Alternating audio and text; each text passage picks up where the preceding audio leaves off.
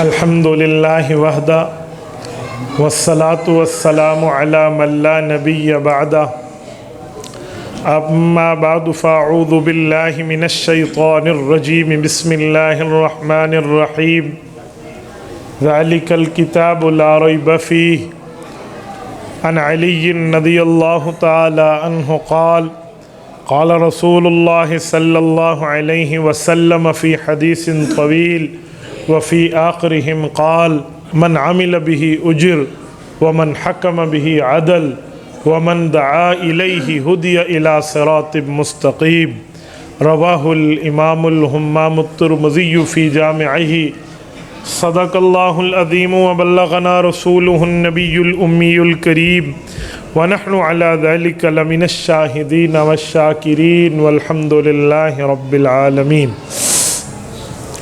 میرے معزز دوستو، آج 27 فروری 2022 بروز اتوار ہے اور میں یہاں ضلع ٹانک میں مولانا سیف الرحمن اللہ پاک ان کے عمر میں برکت عطا فرمائے ان کی دعوت پرخلوص پر آپ کی خدمت میں موجود ہوں۔ آج کی تاریخ میں مولانا کے پاس حاضری آج سے پورے 5 ماہ پہلے طے ہوئی ہے۔ دیکھو اللہ نے اپنے کرم سے پہنچایا۔ میں شدید بیماری کی حالت میں وعدے کے مطابق آیا ہوں کہ اس بندے نے ہماری مصروفیت کا احساس کیا اور ہم سے 5 ماہ پہلے بیٹھ کے وقت طے کیا ہے۔ اب بیماری ہے یا تکلیف ہے، بخار ہے یا زکام ہے، یہ باقی باتیں بعد میں، لیکن وعدے کو پورا کرنا پہلے ہوتا ہے۔ مولانا کو رب جزائے خیر عطا فرمائے۔ میں ان کے ہاں پہلی مرتبہ نہیں، کئی ایک بار آ چکا ہوں۔ میں جب بھی یہاں آیا ہوں مجھے اپنائیت ملی ہے، محبت ملی ہے۔ حضرت کے ساتھ جہاں ہمارے میزبان جناب عمر خان صاحب، اللہ پاک ان کی عمر میں برکت عطا فرمائے، ان حضرات سے بھی، ہمارے حضرت مولانا بھائی جمیل، مولانا طاہر صاحب ہمارے مستقل کے میزبان، باقی جتنے حضرات ہیں، ہمارے پروفیسر احمد سعید صاحب ہو گئے، بھائی غلام نبی صاحب ہو گئے، بھائی رئیس صاحب ہو گئے، جتنے حضرات ہیں ان سے مجھے بھائیوں والا پیار ملا ہے۔ اللہ جانتا ہے کہ میں ان کے لیے دعا گو رہتا ہوں۔ رب کریم ان کے علم میں، عمر میں، ان کی اولاد میں، ان کی صحت میں، تقوی طہارت میں رب برکات عطا فرمائے۔ بڑی بات ہوتی ہے کہ صرف اللہ کے لیے پیار، کوئی ہمارا کاروباری تعلق نہیں ہے، کوئی ہمارا تجارتی واسطہ نہیں ہے، کوئی ہمارا جو ہے نا کیا کہتے ہیں، کوئی رشتہ داری والا بعض اوقات کے معاملات ہیں، وہ بھی نہیں ہے، صرف اللہ کے لیے محبت ہے۔ رب کریم ہماری اس محبت کو دیر اور دور تک قائم فرمائے۔ عظمت قرآن کے حوالے سے تقریب ہے۔ 11 خوش نصیب بچوں نے قرآن کریم کا ختم کیا ہے۔ مولانا سیف الرحمن کو رب جزائے خیر عطا فرمائے، یہ سبب بنے ہیں بچوں کے قرآن کریم کے مکمل کرانے کا۔ تو میں اس حوالے سے 2-4 باتیں آپ کی خدمت میں رکھتا ہوں۔ میں آپ سے ایک سوال کرنے لگا ہوں۔ مولانا سیف الرحمن صحت مند آدمی ہیں، یہ مدرسہ چھوڑ کے دکان کیوں نہیں نکالتے؟ یہ مدرسے میں اپنا وقت کیوں بتاتے؟ یا ہم مولوی بیٹھے ہیں، ہم اچھی بھلی مزدوری کر سکتے ہیں، ہم اچھا بھلا کاروبار کر سکتے ہیں، ہم جائیں تو دن میں انشاءاللہ تعالیٰ کسی مستری سے کم نہیں کمائیں گے، یا کوئی اچھی بھلی ہم نوکری کرنا چاہیں تو ہم کر سکتے ہیں۔ ہمیں کیا ضرورت ہے ہم مسجد میں بیٹھ گئے، مدرسے میں بیٹھ گئے؟ کیا ہماری تعلیم نہیں ہے؟ کیا ہمیں کچھ دنیاوی معاملات میں آتا جاتا نہیں ہے؟ وجہ سب کچھ ہونے کے باوجود ہم یہاں بیٹھے ہیں، اس کی بنیادی وجہ سنیں۔ بنیادی وجہ یہ ہے، حضور پاک علیہ السلام پہ جب قرآن اترتا تھا تو حضور پاک کے دل میں ایک خواہش پیدا ہوتی، تمنی پیدا ہوتی، ایک دل میں ایک لہر ابھرتی۔ اس لہر کی تکمیل کے لیے علماء نے اپنی جوانیوں کو قربان کر دی۔ وہ لہر کیا تھی؟ وہ تمنی کیا تھی؟ وہ خواہش نبویہ کیا تھی جس کی وجہ سے ہم نے دنیا کی تجارتیں چھوڑ کے مسجد میں بیٹھنا اپنے لیے بہتر سمجھا؟ وہ لہر یہ تھی کہ جب جبرائیل امین الفاظ قرآن پڑھتے تو حضور پاک علیہ السلام بھی ساتھ پڑھنا شروع کرتے۔ سورۃ قیامہ پارہ نمبر 29، رب کریم نے فرمایا لا تحرک بہ لسانک لتعجل بہ۔ محبوبم وہ بھی پڑھے، آپ بھی پڑھے، ایک ساتھ مت پڑھیے۔ سوال اٹھتا ہے کہ اللہ یہ میرا پڑھنا کسی خاص وجہ کی بنیاد پہ ہے، جو میرے دل میں ایک تڑپ موجود ہے، اس تڑپ کے لیے ہے، ساتھ ساتھ اسی لیے پڑھتا ہوں۔ وہ تڑپ کیا تھی کہ جبرائیل قرآن پڑھ کے چلا جائے گا، اگلی نسلوں تک قرآن کیسے پہنچے گا، اسے دوہرا لیا جائے، اگلی نسلوں تک جمع کر کے پہنچائیں گے کیسے؟ تو رب العزت نے دفع دخل مقدر میں جواب دیا۔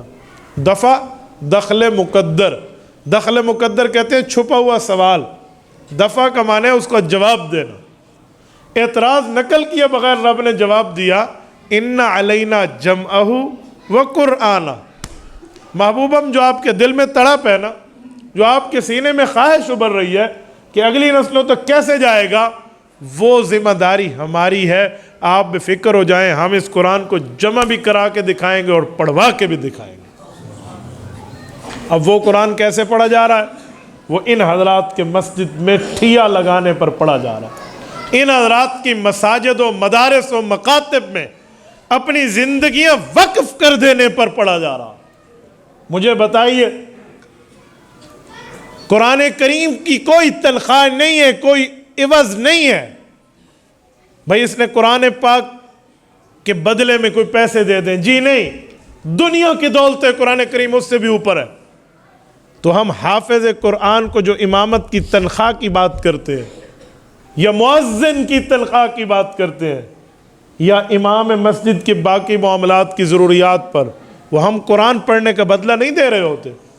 قرآن کا تو بدل ہو ہی نہیں سکتا، وہ اس کا وقت یہاں دینے پر ہم اسے پیسے دے رہے ہیں کہ یہ وقت وہ کسی اور جگہ بتاتا تو اس کو اس کا بھی معاوضہ ملتا۔ تو لہٰذا بہتر اس نے دین کے لیے خود کو تمام اوقات سے فارغ کیا ہے۔ یہی تو حضرت عمر رضی اللہ عنہ کی دلیل تھی کہ مؤذن کی تنخواہ ہونی چاہیے۔ یہی دلیل ہے کہ اس مؤذن نے تمام ان لوگوں کے نماز کے لیے متوجہ کیا جو اپنے اپنے کاروبار میں بیٹھے، تو یہ بھی بیٹھا ہوتا وہاں تو اسے بھی وہاں کا اجرت ملتی۔ تو اسے چاہیے یہ مسجد میں وقت دے، ہم وقت کے پیسے اسے دیں گے، ورنہ اذان کا کیا ہوتا ہے؟ تو یہاں بھی یہی ہے بھائیو، یہ حضور پاک علیہ الصلوۃ والسلام کی اس خواہش کی تکمیل میں اپنی زندگیاں وقف کر کے بیٹھے کہ وہ قرآن اگلی نسلوں تک پہنچے۔ اور سنیں، یہاں جو شخص اپنے مال کے ذریعے تعاون کر رہا ہے، یا اپنے وقت کے ذریعے تعاون کر رہا ہے، یا اپنی اولاد کے ذریعے ان کا حوصلہ بڑھا رہا اور تعاون کر رہا ہے، وہ یاد رکھے یہ ایک ایک چیز کل قیامت میں اس کی نیکی کا حصہ بنے گی۔ مجھے ایک جملہ بتائیں، ہم جانور خریدتے ہیں قربانی کے لیے، اس کی بول و براز، پیشاب اور پخانہ جو قربانی کے لیے خریدا ہوا جانور ہے، یہ لفظ میرے نہیں، امام الانبیاء کے ہیں، فرمایا اس کا بول و براز بھی ثواب کے نامہ اعمال میں تلے گا۔ یہ لفظ ہے، مصنف عبد الرزاق، امام عبد الرزاق رحمہ اللہ حدیث پاک لائے ہیں اما جان عائشہ صدیقہ رضی اللہ عنہ سے۔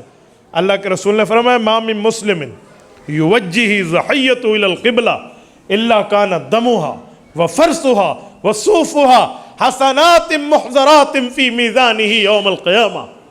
فرمایا قیامت کا دن ہوگا، اس قربانی کے لیے جو اللہ کی خوشنودی کے لیے تم نے جانور خریدا، اس کی اون، اس کے بال کھال و خون اور اس کا بول و براز، پیشاب اور پخانہ بھی اس کے بقدر تمہیں نیکیاں ملیں گی، اور وہ نیکیاں میزان عدل میں تلیں گی۔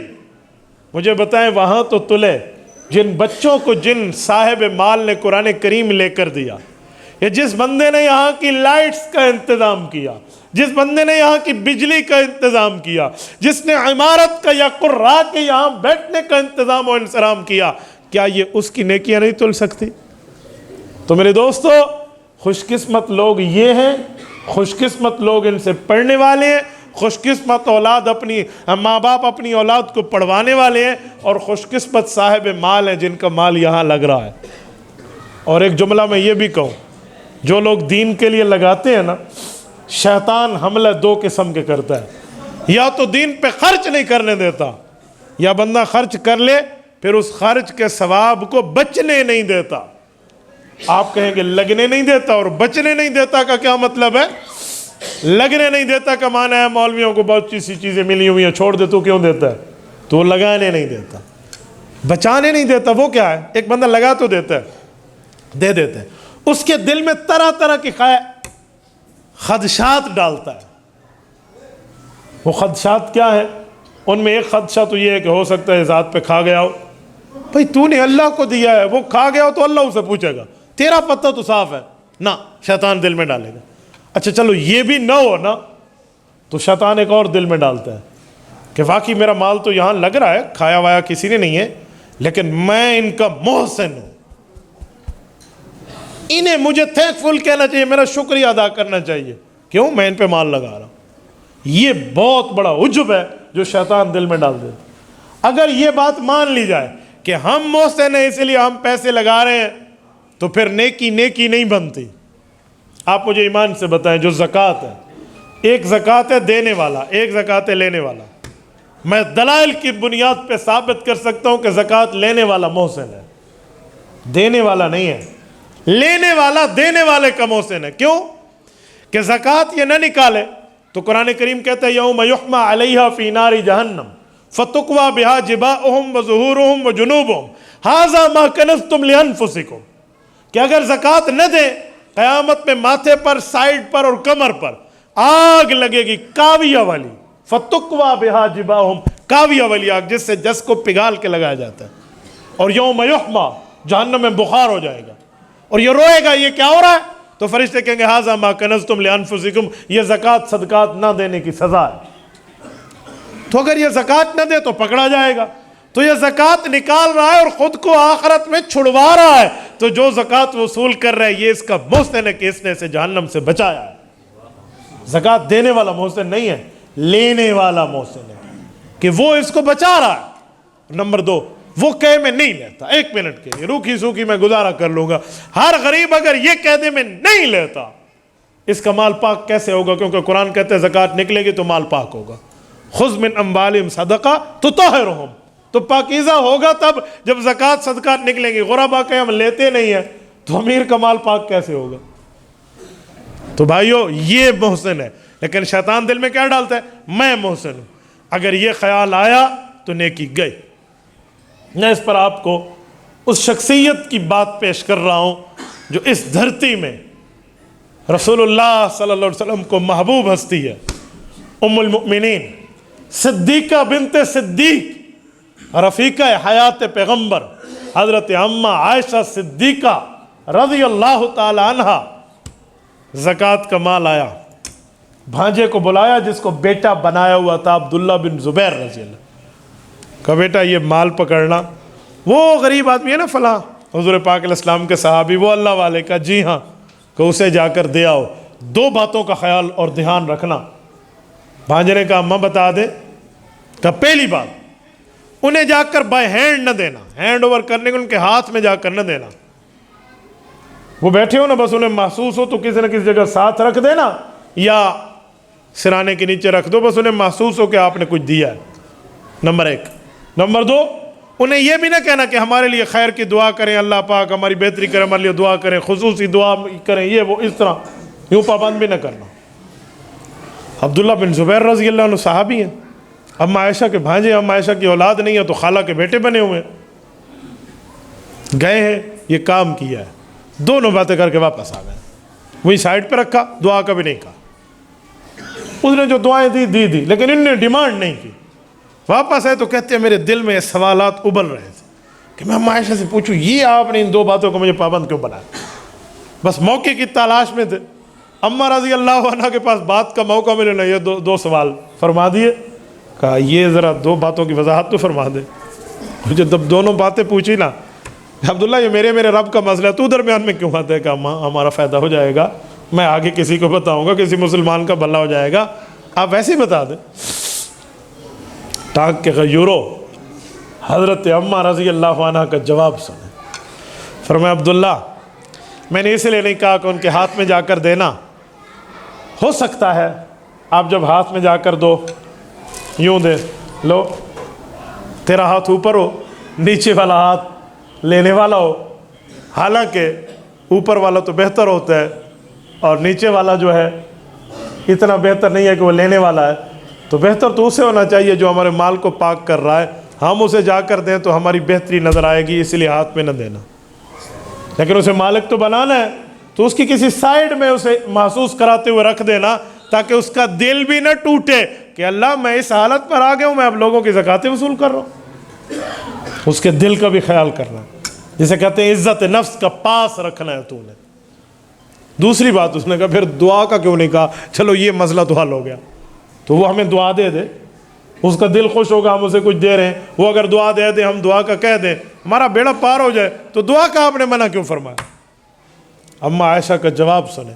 رسالت مآب کی واقعی رفیقہ حیات ہے، اللہ کے رسول سے دین پڑھا، سیکھا، سنا، سمجھا اور اپنی آنکھوں کے سامنے دین اترتے دیکھا۔ اما عائشہ نے فرمایا بیٹا عبداللہ، دعا کا تو اسے کہو جس پر احسان کرو، ہم کوئی اس پر نیکی کر رہے ہیں کہ تو لے لے، نیکی تو وہ کر رہا ہے کہ وہ وصول کر رہا تو ہمارا پال پاک ہو رہا ہے، تو جب ہم اس پہ کوئی نیکی کر ہی نہیں رہے تو اسے دعا کا کیوں پابند بنائے؟ اس کا جی چاہے کرے، اس کا جی چاہے نہ کرے، میرا اور میرے رب کا معاملہ ہے۔ تو میرے دوستو، یہ شیطان دوسری بار بندے کے دل میں خیال ڈالتا ہے تو محسن ہے، ہم محسن کوئی نہیں، محسن وہ ہے جو لے رہا ہے۔ میں نے اسی پر ایک واقعہ پڑھا ہے، ایک شخص تھا، اللہ نے اس کو مال بھی دیا اور دل بھی دیا اور حوصلہ بھی دیا تھا، اس کو کسی نے آ کر جھوٹ موٹ یہ بات بتائی، اسے نہیں پتا تھا جھوٹ ہے لیکن واقعہ جھوٹا تھا۔ یہ بتایا کہ جو تو 2 من گندم دیتا ہے نا فلاں مولوی صاحب کو، وہ اس سے آدھا من اپنے گھر لے جاتے ہیں اور آدھا طلباء کو کھلاتا ہے۔ تو وہ بندہ 2 نمبری کرتے ہیں، اسے 2 من 1 من جو تو گندم دیتا ہے نا، یہ آدھا آدھا کر لیتا ہے۔ اعتراض کرنے والے اور شکایت لگانے والے کا ذہن یہ تھا کہ مولوی کی روٹی روزی بند ہو جائے گی، اس لیے میں اس کی 2 نمبری وہاں بتاؤں۔ وہ شخص جو جاتا تھا اس کے ذہن میں یہ نہیں تھا کہ میں محسن ہوں، اس کے ذہن تو یہ تھا کہ میرا مال یہ لوگ اللہ والے لے رہے ہیں تو میرا مال پاک ہو رہا ہے، اللہ مجھے دے رہا ہے، میں ان کو دے رہا ہوں۔ تو اس نے اس کی بات سنی، کہا پھر؟ کہا وہ 2 نمبری ہے۔ تو اس نے کہا اللہ آپ کا بھلا کرے، آپ نے مجھے بتا دیا۔ اب یہ بڑا خوش ہوا، اس کا سینہ چوڑا ہوا کہ میں تو کام پورا کی دیا۔ انہوں نے کہا بس خدا آپ کا بھلا کرے، میری غلطی ہے۔ اب یہ اندر سمجھ رہا ہے کہ میری غلطی ہے، میں اسے دیتا ہوں۔ انہوں نے کہا جی میری غلطی ہے۔ جب اس نے تیسری بار کہا، اس نے کہا حضرت کون سی؟ کہا یہی کہ میں نے اس مولوی صاحب کی ذاتی ضرورت کا خیال نہیں رکھا، صرف اس کے مدرسے کو دیکھا۔ آج کے بعد 2 من گندم دوں گا، ایک قرآن پڑھانے والے کے گھر کے لیے اور ایک طلبہ کے لیے۔ جب اللہ کے ساتھ دل لگا ہوا ہو نا تو پھر ایسا ہی ہوتا۔ دین پر جو مال لگ جائے وہ بچ جاتا ہے، جو نہ لگے وہ ختم ہو جاتا ہے۔ آپ کہیں گے کیسے؟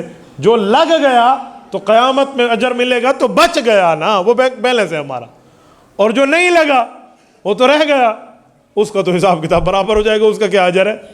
تو میرے دوستو، یہ حضور پاک علیہ السلام کی خواہش کی تکمیل ہے، جو پڑھنے کے لیے بیٹھا ہے یا پڑھانے کے لیے بیٹھا ہے۔ اور ایک بات میں مزید بھی کروں، رسالت مآب علیہ السلام نے خود حفظ کی کلاس پڑھائی ہے۔ حضور پاک علیہ السلام سے صحابہ کرام نے حفظ پڑھا ہے، حضور پاک علیہ السلام نے خود تدریس کی ہے، تعلیم کی کلاسز پڑھائی ہیں، صحابہ کرام کو قرآن و سنت اور دین اور شریعت کی تعلیم دی ہے۔ تو یہ مدرسہ جو ہے، ہر مدرسہ بیٹا ہے اس مدرسے کا جو مدرسہ میرے رسول کا ہے، یہ مدارس اس مدرسے کی اولاد ہے۔ رسالت مآب علیہ السلام محتمم میں حضور پاک علیہ السلام نے صفہ کا مدرسہ قائم کیا ہے، اور اس میں بیٹھ کے طلباء کی ضروریات پوری کرنے کے لیے باقیوں کو ترغیب دی ہے۔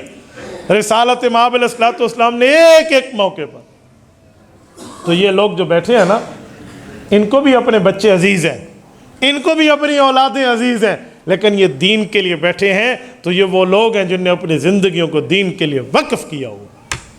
ورنہ کاروبار کا کیا مسئلہ ہے؟ کاروبار کا کوئی ایسا مسئلہ نہیں ہے، آرام سے بندہ آسانی سے کاروبار، بلکہ مولوی تو سچا ہے نا، اس نے تو 2 نمبری بھی نہیں کرنی، کیونکہ حدیث میں ہے کہ جو بندہ جھوٹی قسم اٹھائے تو مال بک جاتا ہے، ساتھ برکت بھی چلی جاتی ہے۔ تو جھوٹی قسم بھی نہیں اٹھائے گا، یہ تو حلال کاروبار کرے گا، رب اس سے بھی زیادہ برکت دے گا۔ لیکن ان معاملات کو چھوڑ کے یہاں بیٹھا ہے، یہ حضور پاک کی خواہش کی تکمیل کے لیے بیٹھا ہے کہ میرے پاک پیغمبر نے ایک جماعت مانگی تھی مولا، جو اس قرآن کو پڑھے بھی اور آگے پھیلائے بھی۔ اور میرے دوستو، اگر آپ اور ہم ایک بات پہ غور کریں تو یہ ایم اے بی اے اور یہ ایم فل اور پی ایچ ڈی لیول کی ڈگری کوئی ڈگری نہیں ہے. سب سے بڑی ڈگری یہ ہے کہ بندے کے دل میں اللہ کی کتاب موجود ہے. یہ سب سے بڑی ڈگری ہے. اس سے بڑھ کے ڈگری اور آپ کیا مانگیں گے؟ کیوں؟ باقی تعلیم جو دنیا کی ہے وہ اس وقت تک ہے جب تک سانس چل رہی ہے اور آنکھ پھڑک رہی ہے اور دل دھڑک رہا ہے اور نبض چل رہی ہے. لیکن یہ دینی تعلیمات اس وقت تک ہیں جب تک جنت کے آخری درجے پر قرآن والا پہنچ نہیں جاتا. رسول اللہ صلی اللہ علیہ وسلم نے فرمایا جب قیامت میں قرآن والے کو بلایا جائے گا نا تو کہا جائے گا اقرا، قرآن سنا. مرنے کے بعد، اٹھنے کے بعد، قیامت میں اقرا، قرآن پڑھ. وہ آیت پڑھے گا، رب کے فرشتے کہیں گے ورتقے، ایک درجہ، ایک اسکیل تیرا مل گیا، ایک اسکیل بڑھ گیا، تو جو تیرا درجہ بڑھ گیا. ورتقے، آگے ورتل، جلدی کی ضرورت نہیں ہے، ٹھہر ٹھہر کے پڑھ. ورتل کما کنت ترتل فی الدنیا، جیسے دنیا میں تو قرآن کے ساتھ انصاف کرتا تھا اور ٹھہر ٹھہر کے پڑھتا تھا. فإن منزلک عند آخر آیت تقرأ بها، جہاں آخری آیت وہی آخری اسکیل. آپ اندازہ لگیں کتنا بڑا درجہ ہے، یہ آخرت کا مقام ہے. اور میرے دوستوں میں ایک بات مزید کہتا ہوں، رسالت مآب علیہ الصلوۃ والسلام نے جو آپ کو اور ہمیں قرآن کریم دیا ہے، تو اس قرآن کریم کے پڑھنے پڑھانے کی ذمہ داری اسلامی طور پر ہم سب کی ہے. ہم اپنی بچیوں کو بھی پڑھائیں اور اپنے بچوں کو بھی پڑھائیں. صرف اب لوگ بعض اوقات تعلیم مرد تک سمجھتے ہیں. تعلیم میں مرد عورت دونوں برابر ہیں. تعلیم دین میں مرد عورت دونوں برابر ہیں. اور اگر میں یہ کہوں نا کہ عورت کا حصہ تھوڑا زیادہ ہے تو شاید یہ بے جا نہیں بجا ہوگا. آپ کو اور مجھے جو سب سے پہلے اسکول ملا ہے وہ اماں جی کی گود ملی ہے. اور اگر وہ ماں پڑھی ہوئی ہے دین تو اپنے بچے کو پڑھائے گی، اور نہیں پڑھی ہوئی تو اس نے بھی ریموٹ ہاتھ میں دے کر ٹی وی کے چینل بدلانا سکھا دینا ہے. تو بھائی یہ چاہیے. میں اپنی بات کرتا ہوں، لوگ بعض اوقات کہتے ہیں آپ کیا کر رہے ہیں. میں کارگزاری کے طور پہ اپنی بات ضرور پیش کرتا ہوں کہ میری والدہ سیدہ ہیں، سیدنا علی المرتضیٰ رضی اللہ تعالیٰ عنہ کی کوئی 39ویں نمبر کی پوتی بنتی ہیں. رب اس کی قبر پہ کروڑ اربوں رحمتیں نازل فرمائے. کچی کلاس KG1 پڑھنے بات میں گیا ہوں. سورت یاسین، سورت ملک، سورت واقعہ، سورت الرحمن، سورت الف لام میم سجدہ، یہ اماں جان نے مجھے پہلے حفظ کرا رکھے تھے. دیکھ کے پڑھنا اس وقت نہیں آتا تھا. کوئی یاسین اور الرحمن کھول دیتا نا میں فرق نہ کر سکتا دیکھ کے، لیکن زبانی مجھے پتہ ہے الرحمن یوں شروع ہو رہی ہے اور سورت یاسین یوں شروع ہو رہی ہے. تو وہ کوئی پڑھی تھی نا اپنے باپ سے، اسے بھی تو کسی نے دین پڑھایا تھا تو اس نے اولاد در اولاد کو پڑھایا ہے. اور نہ پڑھایا ہوا ہوتا تو پھر تو میرے دوستو اسی لیے اولاد میں بچوں کے ساتھ بچیوں کو پڑھانا بڑا ضروری ہے. دینی تعلیم عورت کی ضروری ہے، بہت ضروری ہے. عورت کا انتہائی مختصر دین ہے. اللہ کے رسول نے فرمایا اذا صلت المرأة خمسها، 5 نمازوں کی پابندی کرے عورت، صامت شہرہا، رمضان کے روزے رکھے، اطاعت بالہا، خامد کا احترام اور عزت کرے، حفظت فرجہا، اپنی عزت کی حفاظت کرے، دخلت من ابواب الجنت الشات، یہ عورت جنت کے دروازوں پہ آئے گی. رب کہیں گے تیرا اختیار ہے، جس دروازے سے چاہ جنت میں داخل ہو. کتنا مختصر سا دین ہے، اسے بھی پڑھانا چاہیے. اور بچیوں کو تعلیم دین پر ایجوکیٹ کرنا یہ بہت بڑا کام ہے کہ ہم صرف ایک بچی کو نہیں پڑھا رہے، ایک معاشرے کو ایک نیک عورت دے رہے ہیں، ایک معاشرے کو. اور میرے دوستو اولاد میں خصوصاً بچوں میں ہم قرآن اور حدیث کی تعلیم دلوائیں. کہیں یہ نہ ہو کہ ہم قرآن اور حدیث سے اتنا دور کر دیں کہ کل بندے کو پتہ ہی نہ ہو آیت کیا ہے اور حدیث کیا ہے. ایک شخص میرے پاس آیا کہ جی ہمارے گھر میں جنات کا مسئلہ ہے، کوئی دم درود، کوئی حساب کتاب، مجھے کوئی وظیفہ سمجھا دے. میں نے کہا جی دم درود سے بہتر ہے خود قرآن پڑھا ہوا ہے. ہاں جی پڑھا ہوا ہے. کسی سے کہو نا قرآن پڑھا ہوا ہے، وہ سمجھتے ہیں وہی زندگی میں ایک بار جو کسی محلے کی بیبے جی سے پڑھا تھا نا، بس ایک بار وہی پڑھا ہوا ہے، وہ یہی پڑھا ہوا. ہاں جی پڑھا ہوا ہے، یعنی اس بیبے سے میں نے ختم کیا تھا، پھر قرآن کو پوچھا نہیں ہے. وہ جواب دیتے ہیں. میں نے تو سمجھا روزانہ اس کی ریوائزنگ اور پڑھا ہوا ہے. میں نے کہا اچھا ٹھیک ہے، آیت الکرسی پڑھا کرو۔ کہتے جی ٹھیک ہے۔ میں نے کہا آتی ہے سناؤ؟ کہتے قل هو اللہ احد اللہ الصمد لم یلد ولم یولد۔ تو میں نے کہا خدا تجھے حج پہ لے جائے، یہ قل هو اللہ احد سورۃ اخلاص ہے، آیت الکرسی نہیں ہے۔ آیت الکرسی نہیں، آیت الکرسی، آیت الکرسی بھی نہیں کہہ سکتے۔ تو آپ مجھے بتائیں، اس کی اولاد بھی ہو گئی اور یہ کمانے والا بھی ہے، اور جس کو آیت الکرسی کا نہیں پتہ، اس کا قصور بعد میں اس کے ماں باپ کا پہلے۔ ہم نے اچھی اسے دینی تعلیم دلوائی ہے۔ تو اولاد کو ہم یوں پڑھائیں۔ اور میرے دوستو، دینی تعلیم ضرور ہو، دنیاوی ہو، میں منع نہیں کرتا، اسکول کی ہو، کالج کی ہو، یونیورسٹیز لیول تک آپ لے کر جائیں، کوئی آپ کو اسلام نہیں روکتا۔ بس ایک مسئلہ ہے کہ یہود اور عیسائیوں کی تہذیب نہ اپنائے مسلمان، ہم ان کی تہذیب نہ اپنائیں۔ کیوں؟ ہر نماز میں ہم مانگتے ہیں غیر المغضوب علیہم ولا الضالین۔ یہ غیر المغضوب علیہم کون ہے اور ولا الضالین کون ہے؟ یہ میں بتاؤں تو آپ کہیں گے مولوی صاحب نے کہا ہے، امام الانبیاء سے پوچھ لیں۔ رسول اللہ صلی اللہ علیہ وآلہ وسلم نے فرمایا، ابواب التفسیر جامع ترمذی میں موجود ہے، حضرت ابن عباس فرماتے ہیں الیہود والنصارى، یہ غیر المغضوب علیہم سے مراد یہود ہے اور ضالین سے مراد نصارہ ہے۔ تو یہود و نصارہ کی تہذیب تو ہم ہر نماز میں پناہ مانگ رہے ہیں، تو کون اسکول کالج سے منع کرتے ہیں؟ اس تہذیب سے منع کر رہا ہے کہ آپ یہ نہ ہو کہ کل وہ تہذیب اپنا لیں۔ باقی آپ پڑھیں، پڑھنا منع نہیں۔ اور تعلقات کس سے رکھیں؟ اللہ رب العزت کے ماننے والوں سے رکھیں، اللہ کے منکر سے بچیں۔ رات کو وتر پڑھتے ہیں اور اللہ سے وعدہ کر کے سوتے ہیں، وَنَخْلَعُ وَنَتْرُكُ مَن يَفْجُرُكُ، پڑھتے نہیں پڑھتے؟ وَنَخْلَعُ وَنَتْرُكُ مَن يَفْجُرُكُ، آپ علماء سے جا کر ترجمہ پوچھ لیں، وہ بتائیں گے۔ وَنَخْلَعُ الگ ہوتے ہیں، وَنَتْرُكُ چھوڑتے ہیں، کسے؟ مَن يَفْجُرُكُ جو اللہ کا نافرمان ہے۔ رات کو سوتے ہوئے یہ وعدہ کر لیتے ہیں، اور صبح پھر ہمارے یارانے، ہمارے تعلقات، ہمارا آنا جانا، ہماری تہذیب و تمدن اسی کے ساتھ جو اللہ کا نافرمان ہے۔ تو بھائیوں نہیں۔ اور پھر میں ایک بات آپ کو مزید سمجھاؤں، قرآن کریم ہر دور میں بندہ پڑھ سکتا ہے، کبھی منع نہیں ہے شریعت کی تعلیم۔ یہ آج کے دن میں آپ کو تصویر پیش کروں، کراچی میں درجہ ثانیہ دوسرے درجے کا آئی اسپیشلسٹ ایک ڈاکٹر پیپر دے رہا ہے، مولانا، نیشنل ہاسپٹل کراچی کا آئی اسپیشلسٹ ڈاکٹر، درجہ ثانیہ، مولویوں کا 8 سالہ کورس کے دوسرے سال کا پیپر دے رہا ہے۔ تو تعلیم دین کے لیے عمر کی شرط نہیں ہوتی، اسلام یہ نہیں کہتا آپ اوور ایج ہو گئے نا، اسلام آپ کو لاتا۔ تو آپ دین اسلام میں آئیے، کیا منع ہے؟ اور میرے دوستو، آج میں نے ایک بچے کی تصویر دیکھی، رونگٹے کھڑے ہو گئے۔ اس بچے کے ہاتھ کٹے ہوئے، ہاتھ نہیں ہے، 7 درجے کا مولانا وہ پیپر لکھ رہا ہے اپنے پاؤں سے، یوں پکڑا ہوا ہے اور پوری ترتیب پر۔ آپ ادب اور غیر ادب کے چکروں میں رہو، لیکن رب نے جو اسے مقام دیا وہ اپنی جگہ۔ میں نے کہا دنیا کی تمام اس نے چیزوں کو ایک طرف رکھ کے رب کے قرآن اور نبی کے فرمان پر کیسے اس نے اپنی مدد آپ کے تحت کام۔ حالانکہ ایسے کے لیے آپشن موجود ہے کہ آپ وائی وائی ایگزام میں آ جائیے، آپ زبانی سلام وہ جو ہے نا کیا کہتے ہیں زبانی، آپ حفظ پر تقریری امتحان بھی آپ دے سکتے، لیکن اس نے ہمت نہیں ہاری۔ تو دین کبھی منع نہیں ہو، دین جب بھی ہو آپ پڑھیں، جب بھی ہو۔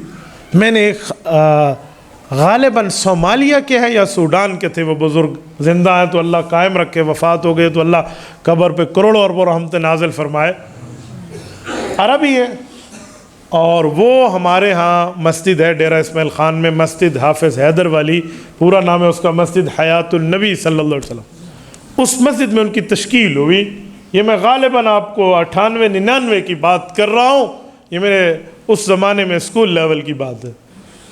اس وقت ان کی عمر کوئی 106 کے لگ بھگ تھی، تگڑا آدمی تھا، عصا تو رکھتا تھا لیکن ان کو چلنے پھرنے میں اس کو سہارا نہیں چاہیے۔ وہ 1 سال لگا رہا تھا تبلیغی جماعت میں۔ تو وجہ کیا ہے؟ بھئی یہ مولوی صاحب ہے، مولوی صاحب جو ہے وہ سال پہ آتے ہیں، تو انہوں نے کہا جی ہاں یہ مولوی صاحب ہے۔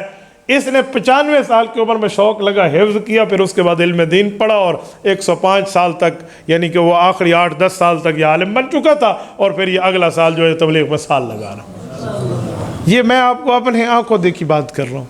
تو علم دین تو کبھی مسئلہ نہیں، کبھی مشکل نہیں، کسی موقع پر کوئی مسئلہ نہیں۔ تو آپ دین کے لیے خود بھی چلیے اور اپنی اولادوں کو بھی رکھیے، اور جب آپ کا بچہ دین پڑھ جائے گا جو خوشی آپ کو ہوگی نا، یقین مانے اس خوشی کے لیے آپ لکھنے کے لیے کوئی کتابوں کی کتابیں بھی لکھ دینا، اس خوشی کو آپ نہیں لکھ سکتے. وہ فیلنگز ہوتے ہیں، وہ احساس ہوتے ہیں.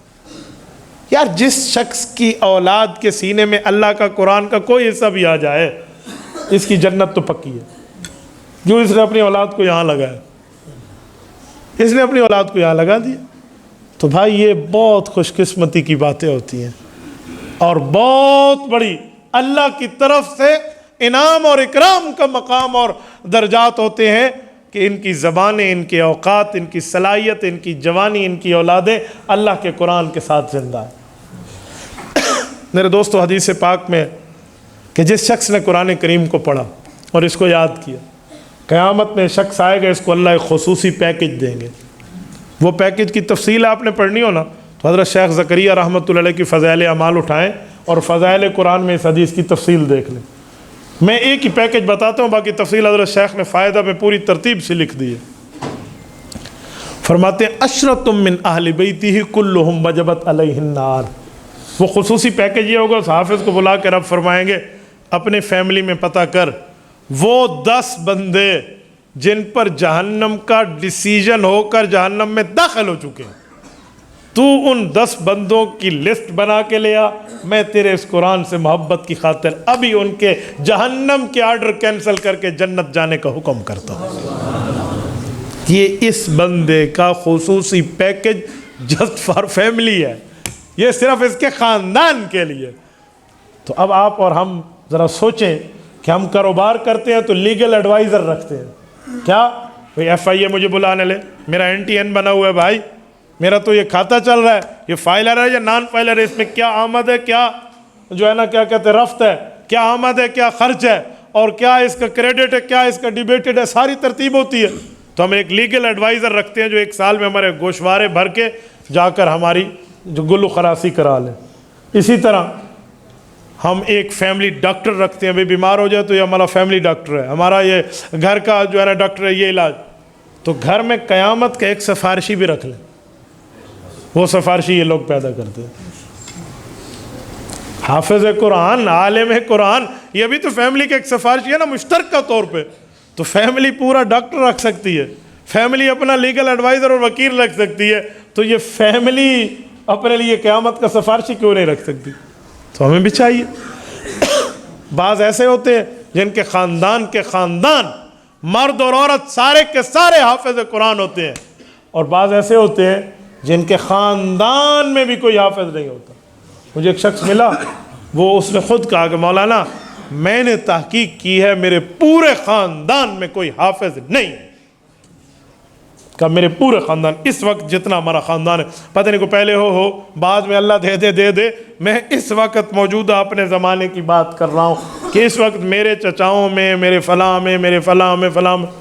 کہ جی والد کا خاندان، والدہ کے خاندان میں اس نے کہا 2 حافظ ہیں، لیکن میرے والد کے خاندان میں کوئی نہیں.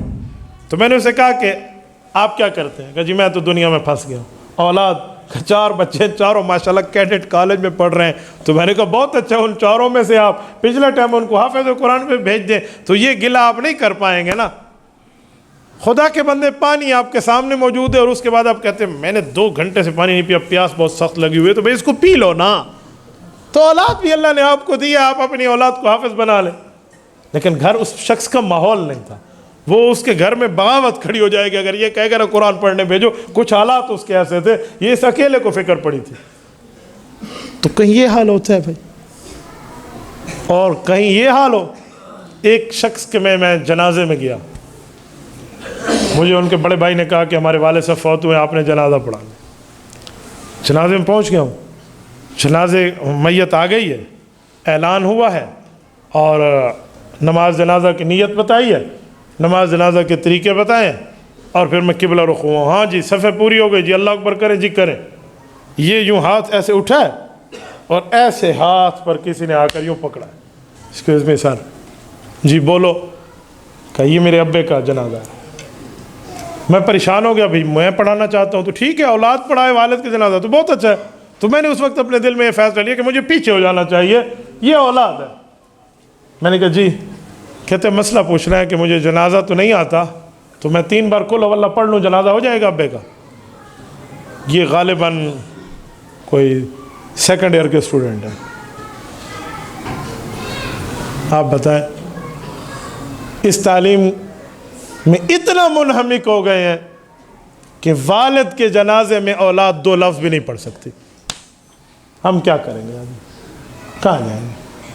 تو بھائی اصل دینی تعلیم, اور جب دینی تعلیم میں اولاد اس سے واقف ہو اور ماں باپ اپنے وقت پر دنیا سے جائیں تو خوش قسمت ماں باپ ہوں گے کہ قبر میں ان کے لیے کیا ایصال ثواب یہ کر رہے ہوں گے. میری مسجد کے مقتدی ہیں, جمعہ کی مسجد کے, سہیل گوگا غیل صاحب, اللہ ان کی قبر پہ کروڑوں اربوں رحمتیں نازل فرمائے. بہت دینی آدمی تھا, 4 بیٹے ہیں. اس وقت ان کے 3 بیٹے حافظ تھے, اب تو چوتھا بھی حافظ ہے. اس وقت ان کے 3 بیٹے جب وہ فوت ہوئے, میں نے ان کے بڑے قریبی تعلقات, ان کے بیٹے میرے شاگرد ہیں. میں نے ان کے بیٹوں سے کہا کہ انہوں نے کہا استاد جی ابا فوت ہو گیا اور مجھے جنازے کا. میں نے کہا نہیں, جنازہ میں پڑھنے آؤں, پڑھائے گا تم میں سے کوئی ایک, آپس میں طے کر لو. کیوں؟ جتنا باپ کے لیے بیٹے نے درد دل سے مانگنا ہے نا, اتنا مولوی نے درد دل سے نہیں مانگنا. آپ پڑھانا. انہوں نے کہا استاد جی مجھے خاندان کہے گا تو. میں نے کہا میں وہاں اعلان کروں گا, میں تجھے خود مصلی پہ ٹھہراؤں گا. روئی ہوگا. میں نے انہیں مصلی پہ ٹھہرایا, سب کو بتایا, سب نے کہا جی بالکل ٹھیک ہے یہی پڑھائے.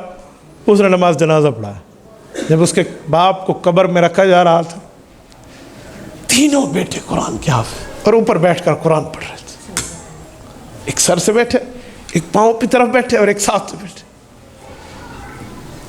میں نے کہا اس موت پہ رشک آتا ہے, ورنہ تو سب نے آیا. اولاد اپنے والد کے لیے پڑھ رہی اور مانگ رہی. یہ وقت ہے جس کے لیے اس نے اپنی اولاد کو تیار کیا تھا. اللہ کے رسول صلی اللہ علیہ وسلم نے فرمایا کہ جو ولد صالح چھوڑ کے بندہ جاتے ہیں نا, نیک اولاد, فرمایا اس کی نیکی کا اثر اس شخص کو, میت کو قبر میں بھی ملتا رہتا ہے. ولد صالح یدعو لہو, یدعو لہو میں اس کی عبادت بھی آ جاتی.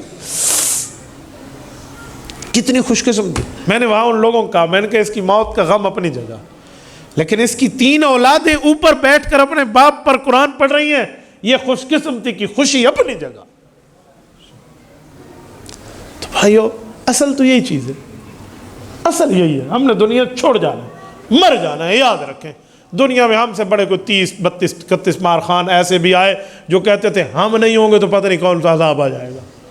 اور ایسے لوگوں سے قبرستان بھرے ہوئے ہیں جو کہتے تھے کہ ہمارے بغیر دنیا 1 منٹ بھی نہیں چل سکتی. رب زندگی دیتا ہے, رب موت دیتا ہے. درمیانے وقت میں آپ نے اور میں نے سلیکشن کرنی ہے کہ ہم نے رائٹ جانا ہے یا ہم نے رانگ جانا ہے. اسرائیل سے کہا نا رب کریم نے یہ کر دیں اور یہ کر دیں, اس نے فوراً کر دینا.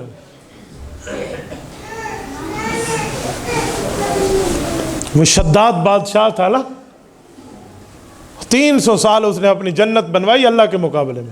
کوئی مزدور سر پہ خالی باسکٹ رکھ کے ایک طرف سے دوسری طرف جاتا ہے نا تو اس کی وہ ٹوکری بھر جاتی, ایسے پھل گر رہے ہوتے تھے. اب جب اس نے وزٹ کرنا تھا تو اللہ نے فرمایا اسرائیل اس نے 1 پاؤں اندر رکھنا ہے, دوسرا اسے اندر نہیں رکھنے دینا. اس نے من اشد منا قوہ کہہ کے اللہ کی اتھارٹی کو چیلنج کیا. حکم کی تعمیل ہوئی, 1 ہی پاؤں اندر اور بچوں کی روح گئے, چل ختم. جبرائیل اسرائیل مار دیا جی, مار دیا, سب کچھ پتہ. اللہ تو دلوں کے بھید سے خوب واقف ہے کہ تو نے حکم پہ عمل تو کیا لیکن تیرے دل میں کیا ہے. اللہ میرے دل میں تو یہی ہے کہ کافر اور دشمن تھا تو صحیح, اندر جا کے اپنی جنت تو دیکھ لیتا. 300 سال اس نے محنت کی ہے, اسے اتنا تو موقع مل جاتا. ٹھیک ہے, اس کے علاوہ بھی کبھی دل میں آیا تھا اس طرح کہ اس کی موت کا تھوڑا سا کوئی معاملہ بڑھ جاتا؟ کہ جی ہاں, ایک ہی بار آیا ہے, پہلے بھی. کہاں آیا ہے؟ کشتی پہ جا رہے تھے نا وہ سارے, باپ اس کا کشتی چلا رہا تھا اور عورتیں بیٹھی ہوئی تھی اور اس کی بیوی بیٹھی اور اس کا دودھ پیتا بچہ بھی بیوی کے گود میں تھا, اور وہ طوفان آ گیا اور اس کا باپ مر گیا اور کشتی جو ٹکڑے ٹکڑے ہو گئی, اور ایک تختے کے اوپر وہ ماں اپنے دودھ پیتے بچے کو رکھ کر جا رہی تھی جس کا کوئی نہ چلانے والا نہ کوئی روکنے والا, بس جاری ہے اور جاری ہے. پتہ نہیں یہ تختہ کہاں جا کر پار لگے. تو یہ ماں اور بچہ 2 ہیں. تو آپ نے فرمایا جاؤ اور ماں کی روح نکال لو۔ تو جب یہ اکیلا بچہ ہے تو اب اس کا کون رکھوالا ہوگا؟ تو آپ کا کہنا تھا میں نے روح نکال دیا۔ تجھے پتہ ہے اس بچے کا کیا ہوا؟ کہ میرا کام تو روح نکالنا ہی تھا نا، جتنا آپ نے فرمایا اتنا کام ہم نے کیا، باقی اللہ جانے اس کے کام جانے۔ کہ یہی شداد وہی تختے والا بچہ تھا، اس کو اس وقت سے یوں عزتوں سے میں نے نوازا تھا، جس کو اسباب کی دنیا میں کوئی نگرانی اور رکھوالی والا بھی کوئی نہیں تھا، جس کا باپ مر گیا، کشتی ٹوٹ گئی، ماں تختے پہ تھی، ماں وہی مر گئی، اور اس بچے کو اس تختے سے اٹھایا کیسے؟ اسے تعلیم کیسے ملی؟ اسے عزتیں کیسے ملی؟ اسے دولت و ثروت و وجاہت کیسے ملی؟ اور آج اس کو رتبہ و مقام و مرتبے میں ایک بادشاہت پر بٹھایا کیسے؟ اور اس نے سب کاموں کے بجائے کوئی شکر کا لفظ کہتا، ناشکری کر کے میرے مقابلے میں جنت بنانے آیا ہے۔ اب بتا اسرائیل اس کا روح کیسے نکلوایا؟ کہ جی اللہ آپ کے ہر کام میں حکمت ہے۔ یہ رب ہمیں وقت دے رہا ہے، اذان اور اقامت ہماری پیدائش کے وقت ہو چکی ہے، اسی لیے نماز جنازہ میں اذان و اقامت نہیں ہے کہ یہ وہ نماز ہے جب بچہ پیدا ہوا تو ایک کان میں اذان ایک کان میں اقامت ہو گئی تھی، بس اب صرف اللہ اکبر جتنا ٹائم باقی ہے، یہ درمیان میں اس کو جو اسپیس ملا ہے اس نے اچھا بنانا یا برا بنانا۔ تو بھائی یہ ہمارے پاس وقت ہے، اس میں ہم خود اور اپنی اولاد ہیں، اس قرآن پر لگائیں، اس دین پر لگائیں، اس اسلام پر لگائیں، اس مذہب پر لگائیں، تو پھر کل قیامت میں ہم اٹھائیں گے سر تو سجدہ شکر کے ساتھ کہ ہم رسول اللہ صلی اللہ علیہ وسلم کے با وفا امتی ہیں، ہم بے وفا نہیں۔ اللہ آپ کو رحم صراط مستقیم عطا فرمائے، دین اسلام پر عمل کی توفیق عطا فرمائے، قرآن کریم پڑھنے اور پڑھانے کی توفیق عطا فرمائے۔ اقول قولی ھذا واستغفر اللہ وآخر دعوانا ان الحمد للہ رب العالمین۔ استاد محترم مفتی محمود اشرف عثمانی کراچی والے، ان کے لیے دعا فرمائیے۔ ان کے لیے دو باتیں چل رہی ہیں، ایک ان کی بیماری کی، اللہ صحت عطا فرمائے، ایک ان کی وفات کی۔ آپ کو کون سی اطلاع ہے؟ وفات کی نا؟ ابھی جو میری اطلاع ہے نا کہ ان کی ابھی کی وفات کی، اللہ پاک ان کی مغفرت فرمائے۔ پرسوں بھی چلی تھی لیکن وہ خبر جھوٹی تھی۔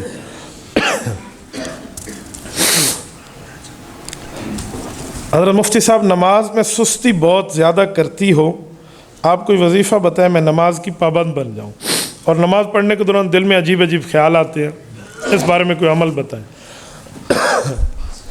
میری بہن، پہلی بات ہے کہ نماز میں سستی، آپ اس کو نیچے رکھتے ہیں میں اٹھوا لوں گا، سستی میں اللہم اعنی علی ذکرک و شکرک و حسن عبادتک، اگر یہ آپ ہر نماز کے بعد پڑھنے کا کم از کم 7 مرتبہ پڑھنے کا معمول بنا لے تو انشاءاللہ عبادات میں سستی ختم ہوگی۔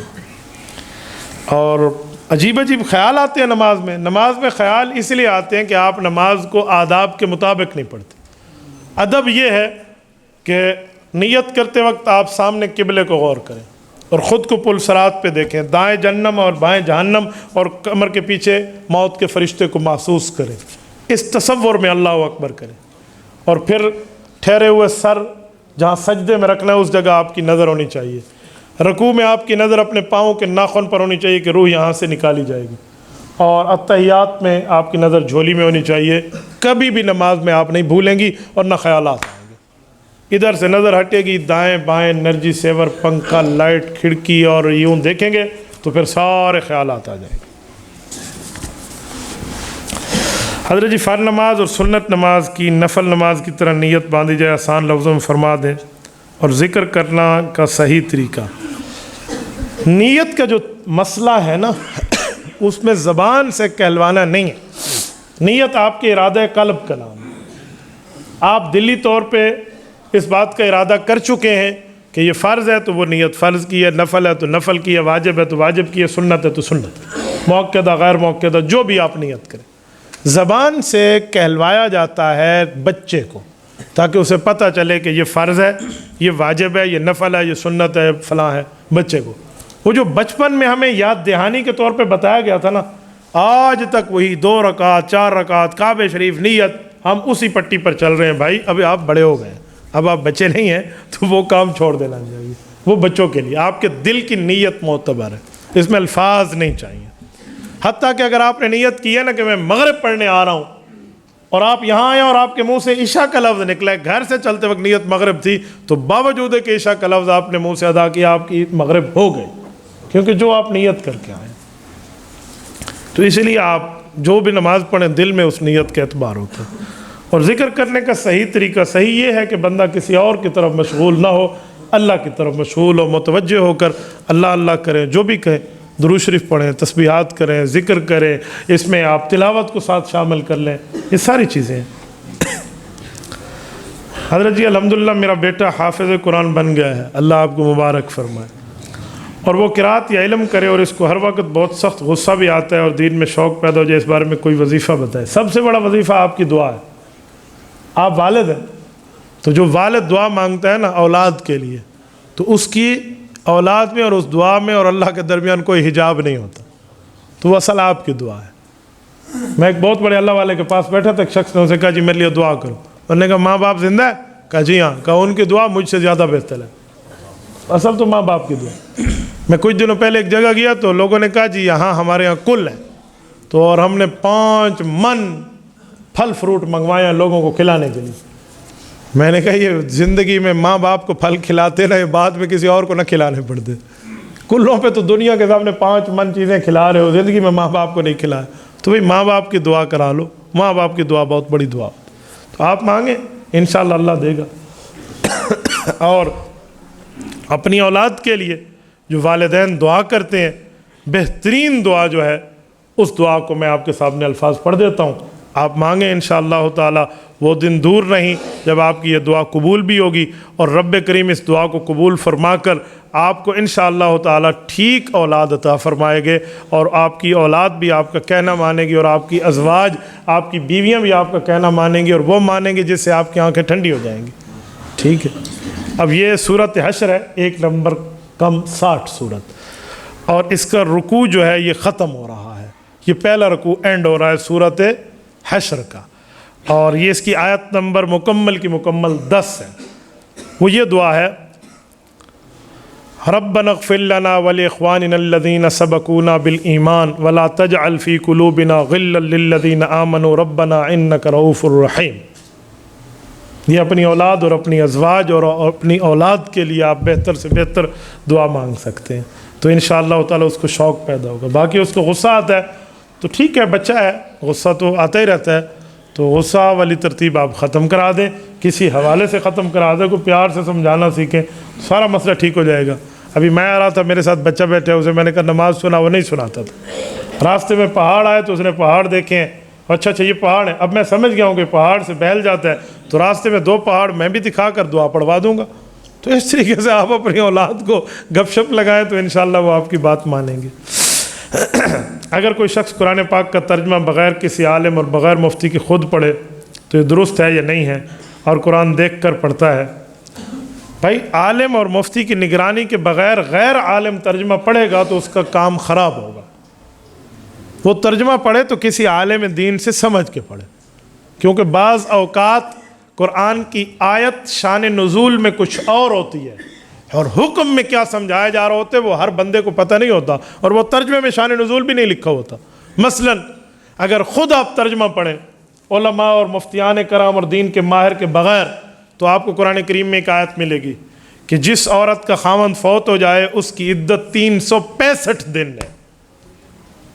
والذین یتوفون منکم والذین یتوفون ویذرون ازواجا وصیۃ لازواجہم متاعا الی الحول غیر اخراج، آیت نمبر 240 سورۃ بقرہ۔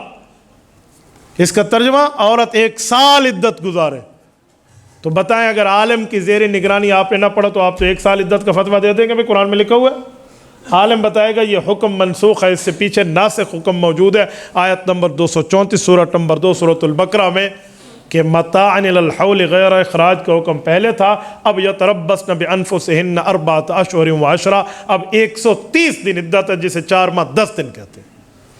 تو آپ صرف ترجمے میں پڑھیں گے تو فرق کیسے کریں گے؟ اور کوئی صرف ترجمہ پڑھتے ہیں عالم دین سے ہٹ کے، تو ایک آیت اور بھی ہے، وہ کیا ہے کہ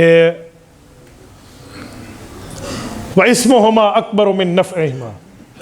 جو شراب اور جوا ہے نا، اس کا نقصان زیادہ ہے، فائدہ کم ہے۔ بظاہر اس سے صحیح سمجھ آتے ہیں کہ جوا اور شراب جائز ہے، فائدہ کم ہے نقصان زیادہ ہے، صرف یہی ہے۔ ایک اور آیت ہے، یا ایھا الذین آمنوا لا تقربوا الصلاۃ وانتم سکارا، نماز کے وقت شراب نہ پیو۔ اس سے کیا سمجھا کہ جب نماز کا وقت نہ ہو تو رات کو دبی رکھو ساتھ، ٹھیک ہے پی لو آپ، اب نماز کا وقت نہیں ہے۔ لیکن آپ عالم اور مفتی اور ماہر قرآن کی نگرانی میں پڑھیں گے تو آپ کو بتائے گا کہ شراب کے حرام کے لیے آیتیں 3 اتری تھی۔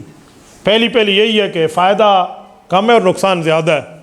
جب مزاج تھوڑا سا بن گیا تو پھر دوسری اتری کہ نماز کے وقت نہ پیو۔ جب اب مزاج بن گیا پھر تیسری اتری، انما الخمر والمیسر والانصاب والازلام رجس من عمل الشیطان فاجتنبوہ، اب لوگوں حرام ہے اس سے بچ جاؤ۔ یہ ترتیب آپ کو ماہر بتائے گا اور آپ خود ترجمہ کرنے بیٹھ جائیں گے تو کام پورا ہو جائے گا۔ یہ میرے خیال میں 3 مثالیں بہت ہیں، ورنہ اس عنوان پہ کئی مثالیں ہیں جو دی جا سکتی ہیں۔ حضرت جی چارپائی پر یا کسی اور چیز پر بیٹھ کر نیچے بسترے پر نماز پڑھنا کیسے ہے؟ بیٹھ کر یا نیچے اچھا یعنی چارپائی پر بستر بچھاؤ گا، نیچے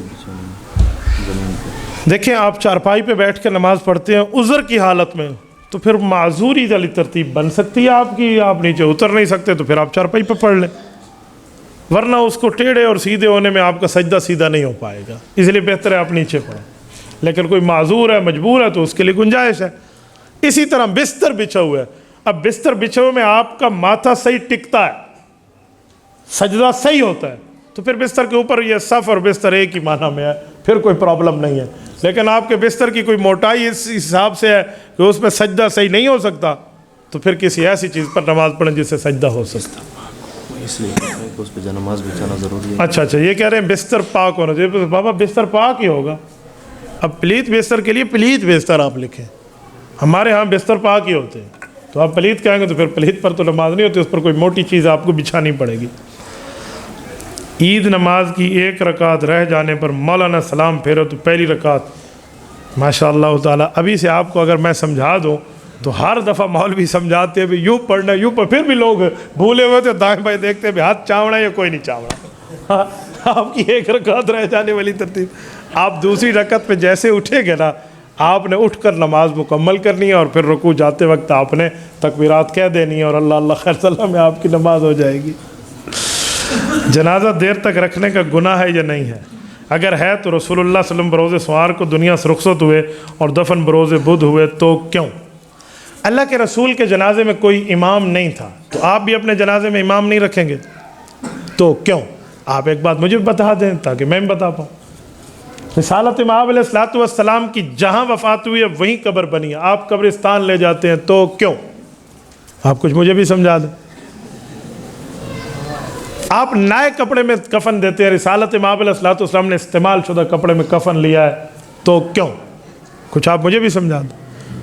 سادے آدمی رسالت مآب امام الانبیاء ہیں اور نبی کی کچھ خصوصیات ہوتی ہیں، جو نبی کی خصوصیات ہے وہ امتی کی نہیں ہے۔ رسالت مآب علیہ الصلوۃ والسلام کا جسم اقدس وفات کے بعد محفوظ ہے اور اس پہ گارنٹی ہے کہ ان کے جسم کو کچھ نہیں ہونا۔ آپ کے اور میرے جسم کے پھولنے اور پھٹنے کے نہ ہونے پہ گارنٹی ہے تو پھر اس لیے ہمارا جلدی کا حکم ہے، نبی والا معاملہ اور ہے، اور نبی کے معاملے میں امام نہیں ہوتا جنازہ میں، ہر بندے نے اکیلا نبی پر درود پاک کا تحفہ پڑھنا ہوتا ہے، کوئی اللہم اغفر لحینا ومیتنا نہیں ہوتا، تو نبی کا مسئلہ اور ہے، اور نبی جہاں فوت ہوتے اس کی قبر وہیں بنتی۔ نبی کی جو خصوصیات ہے نا وہ امتی کی نہیں ہے۔ سنو، یہی تو دلیلیں عورتیں دیتی ہیں کہ حضرت علی المرتضیٰ رضی اللہ تعالیٰ عنہ کو اللہ کے رسول صلی اللہ علیہ وسلم نے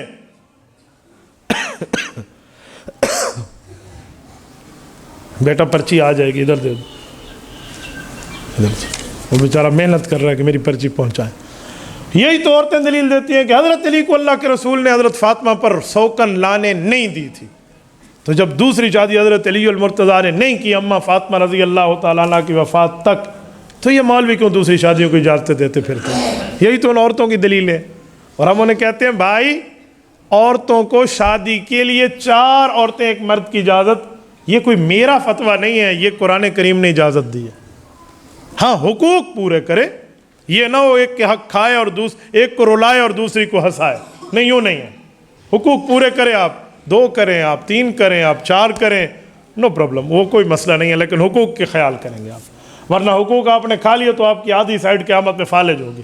اور نبی کی بیٹی کے لیے سوکن، بھئی یہ نبی کی بیٹی کی خصوصیت ہے کہ نبی کی بیٹی پر سوکن نہیں آ سکتی۔ اس کی کیا وجہ ہے؟ لوگ یہاں پر بات کر کے بس کر دیتے ہیں، اس کی وجہ نہیں بتاتے۔ شریعت نے بھی اس کی وجہ دی ہے۔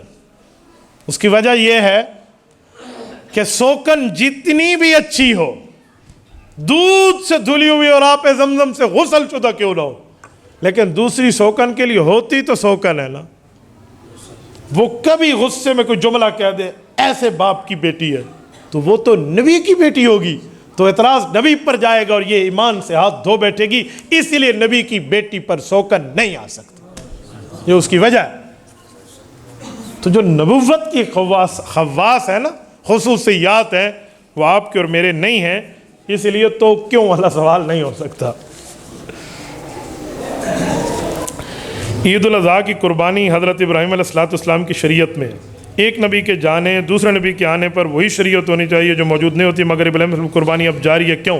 ابراہیم علیہ السلام کا کلمہ تھا لا الہ الا اللہ، ابراہیم خلیل اللہ۔ ہمارا کلمے میں لا الہ الا اللہ کیوں ہے؟ یہ تو ابراہیم علیہ السلام کلمے میں تھا۔ اگر آپ یہی کہتے ہیں کہ ایک نبی کی شریعت کا کوئی حصہ دوسرے نبی کی شریعت میں استعمال نہیں ہوتا تو ہم لا الہ الا اللہ چھوڑ دیں، ابراہیم علیہ السلام کی شریعت میں تھا۔ ابراہیم علیہ السلام کے یہاں ختنہ تھا، ہمارے یہاں ختنہ کیوں ہے؟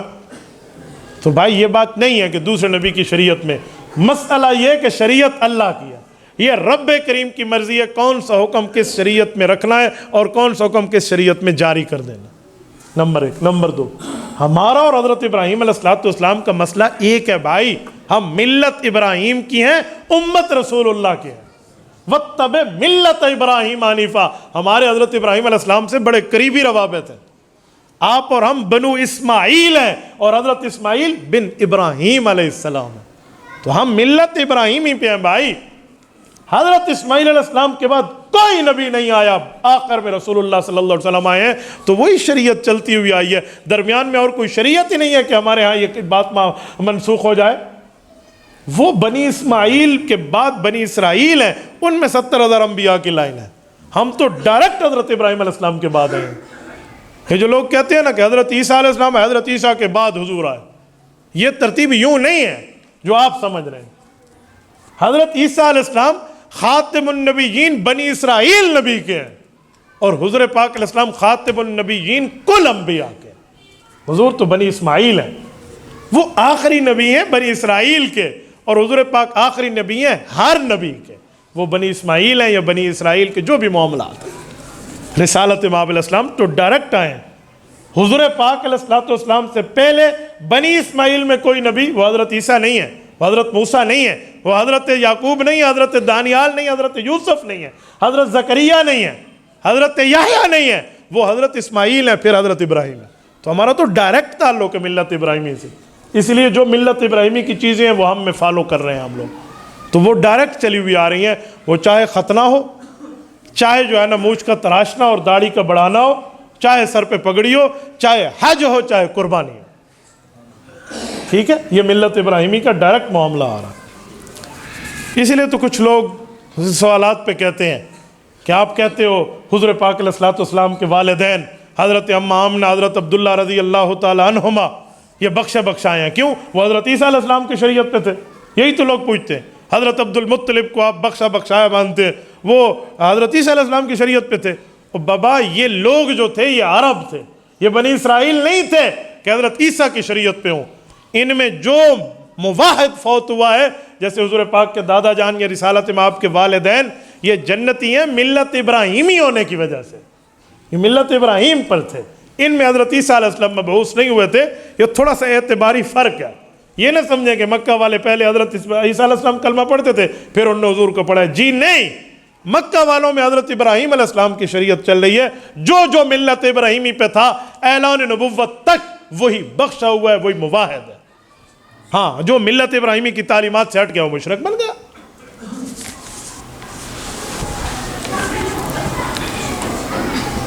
اگر زبان پر عبور ہو تو تفسیر خود پڑھ سکتے ہیں؟ یعنی یہ کہتے ہیں مجھے عرب زبان بہتر آتی ہے تو پھر میں تفسیر پڑھ سکتا ہوں؟ جی نہیں، آپ سے زیادہ بہتر عربی زبان صحابہ کو آتی تھی، ان کے لیے تو اللہ نے اللہ کا رسول بھیجا، انہیں نہیں آتی تھی، اللہ قرآن دے دیتے چاہو خود پڑھ لو۔ عرب کی بہتری کی بات نہیں ہے کہ آپ